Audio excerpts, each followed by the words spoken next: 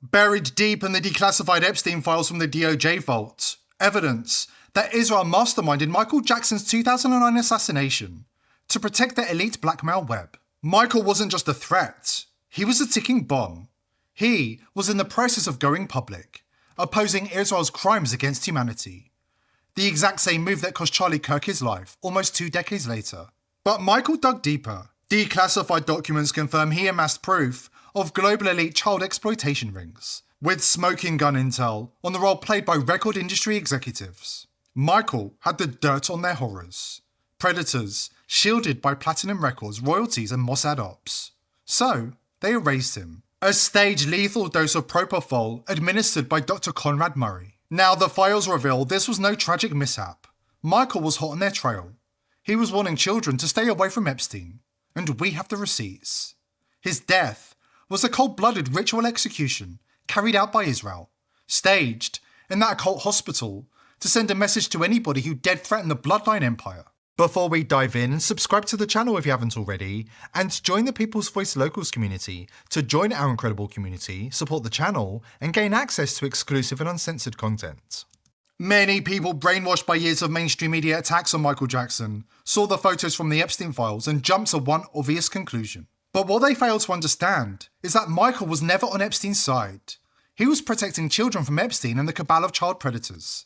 And we have the receipts to prove it. The photo of Jackson with Epstein was from 2003.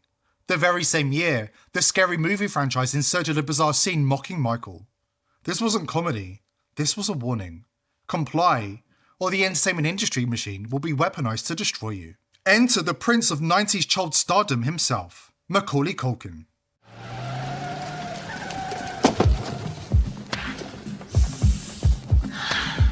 A lovely cheese pizza just for me. Here's where it gets really twisted and deeply tragic.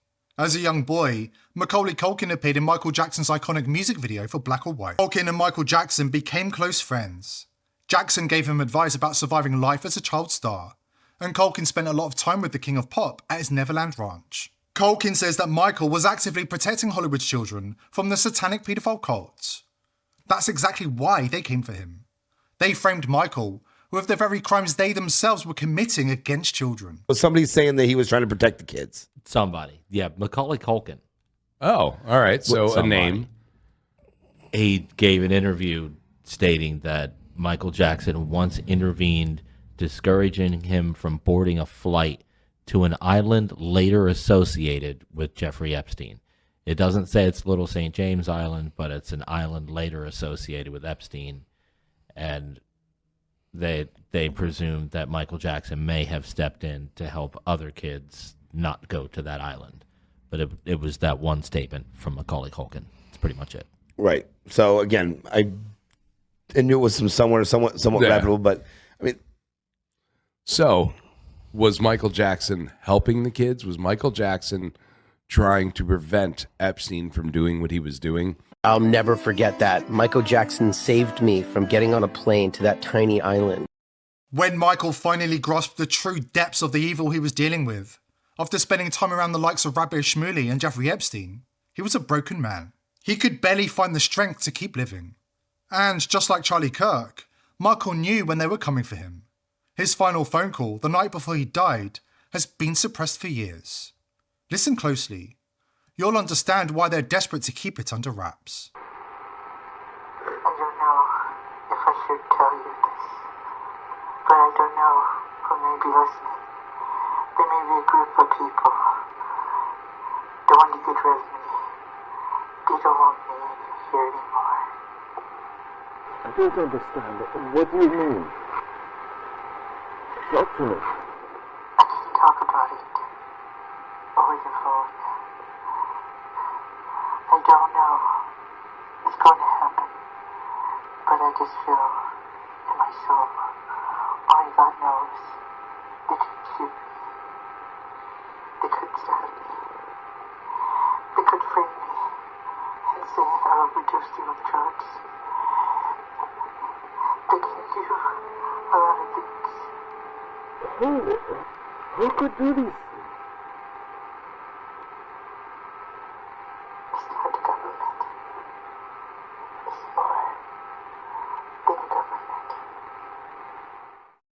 Many people say the killing of Charlie Kirk was the most shocking political assassination of our time. But history is littered with other deaths that were never supposed to be recognised for what they really were. Not accidents, not overdoses, not bad luck. Assassinations. And always for the same reason Charlie was silenced. A voice that grew too loud, that asked the wrong questions, and woke too many people up. When somebody starts pulling back the curtain on who's really controlling the puppet strings, these people don't argue with them, they don't debate them, they smear them, they silence them. Finally, they erase them. After the break, a devastating confession by a CIA agent, revealing a covert alliance between Mossad and CIA Black Ops didn't just influence the music industry, it purged it. Prince, whacked. Michael Jackson, silenced. And the list continues to grow. Back in a moment. Think the healthiest thing in your pantry right now is some overpriced superfood? Wrong. It's actually olive oil. Yeah, that bottle you've got sitting in your cupboard isn't just for cooking, it's a weapon to help you look and feel younger inside and out. No big pharma potions, just nature's real deal. Dr. Stephen Gundry, a rogue surgeon who's done with the system, says high-quality olive oil is a game changer. The problem is the industry is a cesspool. Nearly all brands in stores are watered-down junk, pushed for profit, not your health.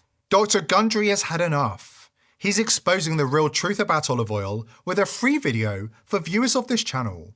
He'll show you how to spot the real stuff that works wonders for your body with just a few tablespoons. This isn't hype. It's the truth they don't want you to know about. Visit getolive1.com/TPV, the link's below. I've watched his free video and the information blew me away. If you're genuinely interested in changing your life with olive oil, go to getolive1.com/TPV now. You won't regret it. Michael Jackson enraged the slave owners at Sony when he wrote a song called Don't Cry Palestine. The Zionist mafia in control of the music industry marked him for destruction when he began calling them out in public, exposing their crimes. He knew exactly who was destroying his career, his reputation, and who was coming for his life. Michael Jackson arrived at the location of his music video under an umbrella to protect him from the sun and with 2 children by his side. He was in Brazil to shoot the music video for his song, They Don't Care About Us. Last year, he angered Jewish groups when he sang these words.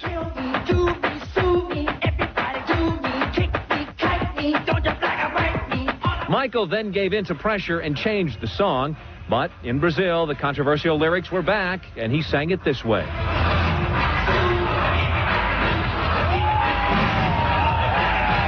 We showed footage of the video shoot to Rabbi Marvin Heyer, an activist for Jewish causes, who was outraged because last June Jackson sent him a letter of apology for singing those lyrics. I'm shocked. Jew me, sue me, kick me, kike me. Those are the words that he told us that he would never use again. John Holmstone, a retired CIA agent, dropped a bombshell on NTV, the national Russian television channel. He revealed that in the 1980s, the music industry was a psyop run by the CIA and Mossad, designed to brainwash the youth and control the younger generations. He says Michael Jackson was not a paedophile. He says anybody can look at Michael's FBI files and see the truth. They investigated him for years and concluded he was a saint. It was the CIA and Mossad who dragged his name through the mud because he refused to fall in line. We knew this music had the power to shape young minds. Our mission was to channel teenage angst, turning Generation X into a culture that was all about decadence, drug use, and anti-establishment rebellion, sparking riots and more division within society. We even infiltrated mainstream radio to blast their tracks and reach millions every day. According to Holmstone, the agency in connection with Mossad killed MJ, Prince, and Tom Petty as part of their psyop to gatekeep the culture and prevent the American youth from turning against Israel. If you want to know the truth about Michael Jackson, look in the FBI files. The man was a modern-day saint. The Bureau investigated him for years. They found nothing. But the CIA, we don't investigate. We instigate. We create. And when Mossad give the signal, we assassinate. They feared his reach, not just his fame, his influence.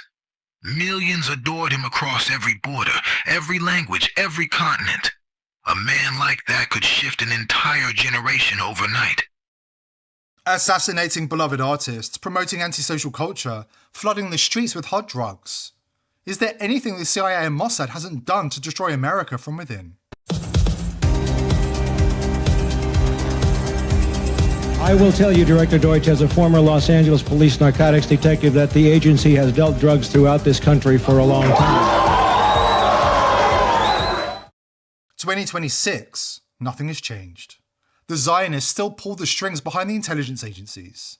The faces shift, the substances change, but the result is always the same.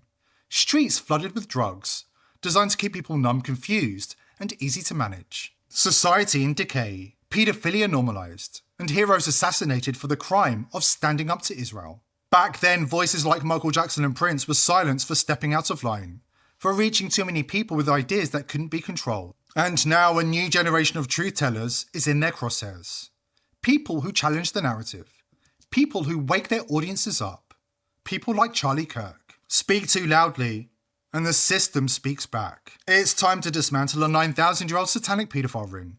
A cabal that slithered through history, hiding in plain sight and mocking their victims for centuries. And now Hollywood and the media are their weapons.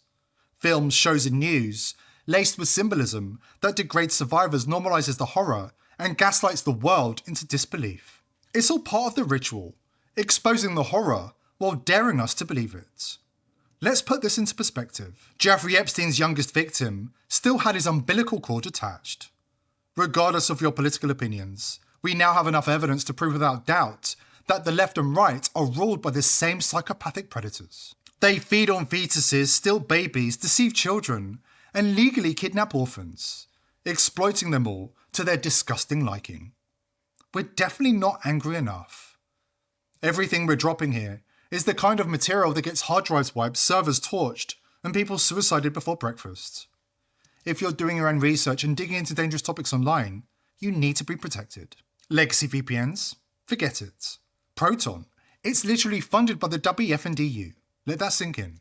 Express, Nord, Surfshark, they all keep logs, they all cave to warrants. They're all headquartered in 5949 countries that will hand your IP over faster than you can blink. You need something that can't betray you. That's VP.net, the world's first trustless VPN. No central servers they can raid, no logs they can seize because there's nothing to seize. No logs, no backdoors, no subpoenas that ever get answered. VP.net/TPV. One click and you're gone. Smart people are already there. See you on the other side.